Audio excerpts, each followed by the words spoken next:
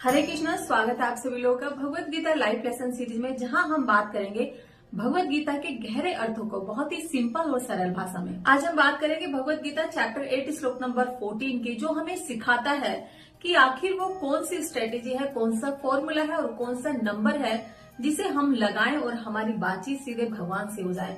हमारा जब मन करे हम उनके दर्शन करें। इस श्लोक में भगवान श्री कृष्ण अर्जुन से कहते हैं कि हे अर्जुन, जो भक्त मुझे अनन्य भाव से निरंतर और नियमित रूप से भजता है, मेरा स्मरण करता है, मैं उसे बहुत ही सरलता से प्राप्त हो जाता हूँ। अब इस अनन्य का मतलब क्या है? अनन्य का मतलब है कि जब कोई भक्त अपने मन, बुद्धि, चित्त में केवल और केवल कृष्ण का ध्यान करता हो, ठीक उसी तरीके से जैसे एक न्यू मैरिड लड़की या न्यू मैरिड लड़का अपने प्रेमी या प्रेमिका से दूर हो जाता है, तब वो अपने प्रेमी या प्रेमिका के ख्यालों में ही खोया रहता है। मतलब हर समय अपने प्रेमी से मिलने की चाहत होती है।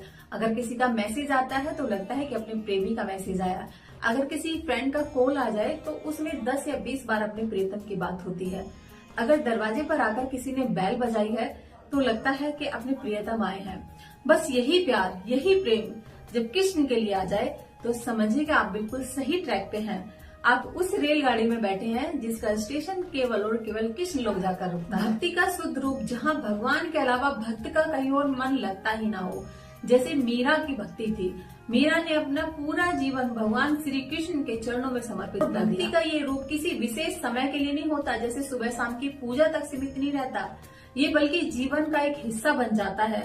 चाहे आप सुख में हो, दुख में हो, आप किसी शादी में हो या पार्टी में हो, एनी हाउ, बस हर श्वास में भगवान के नाम का जप करना, हर समय कृष्ण की याद में रहना, हर समय कृष्ण की याद में जीना, ये प्रेमा भक्ति है जो अभी अनुष्का शर्मा ने प्रेमानंद जी महाराज से मांगी थी। ये वही प्रेम। इस श्लोक में भगवान श्री कृष्ण ने अर्जुन को 3 और ऐसे योग बताए जिनके द्वारा भगवान को पाया जा सकता है, और वो है कर्म योग, ज्ञान योग और हठ योग। इनके द्वारा भगवान को पाया जा सकता है, पर बहुत मुश्किल है, जो हम सबके लिए बहुत आसान नहीं है। इसलिए भगवान श्री कृष्ण ने सबसे आसान विधि जो बताई है वो है भक्ति योग, यानी भगवान कृष्ण के प्रति पूर्ण डिवोशन और प्रेम, जिसके द्वारा हम भगवान को आसानी से पा सकते हैं।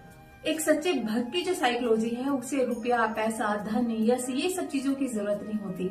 उसे केवल और केवल कृष्ण का प्रेम और उनकी भक्ति चाहिए। जैसे एक छोटे बच्चे की माँ जब कहीं बाहर जाती है तो अपने बच्चे को चॉकलेट देकर बहकाने की कोशिश करती है। कहते हैं कि बेटा तू चॉकलेट खा ले, बस मैं यूं गई और यूं आई। बच्चा नहीं मानता। माँ पैसे देने की कोशिश करती है तो बच्चा पैसे भी नहीं लेता।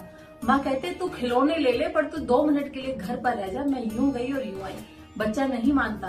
बच्चा कहता है मुझे माँ ना पैसे चाहिए, ना चॉकलेट चाहिए, ना खिलौने चाहिए, बस मुझे तू चाहिए। बस ऐसे छोटे बच्चों की जैसी साइकोलॉजी एक भक्त की होती है, जहाँ भक्त को भगवान के अलावा और कुछ नहीं चाहिए होता। यहाँ पर चैतन्य महाप्रभु भी कहते हैं कि हर समय, हर सिचुएशन में, हर काल में भगवान का नाम लो। ये ही एक सरल रास्ता है भगवान को पाने का। भगवान ना केवल किसी विशेष स्थान, मंदिर या फिर तीर्थ स्थान में नहीं, भगवान तो हर जगह है, कण कण में है। बस हमारी भक्ति और हमारा प्रेम ही उन्हें हमारे करीब लेकर के आता है। हर समय भगवान के नाम का जप करना, सेवा करना, भगवान से प्रेम करना, उनकी भक्ति करना, यही वो फॉर्मूला है, स्ट्रेटेजी और उनका नंबर है, जिसके द्वारा हम भगवान से बात कर सकते हैं और उनका दर्शन कर सकते हैं। मिलते हैं नेक्स्ट श्लोक के साथ में, तब तक के लिए हरे कृष्ण।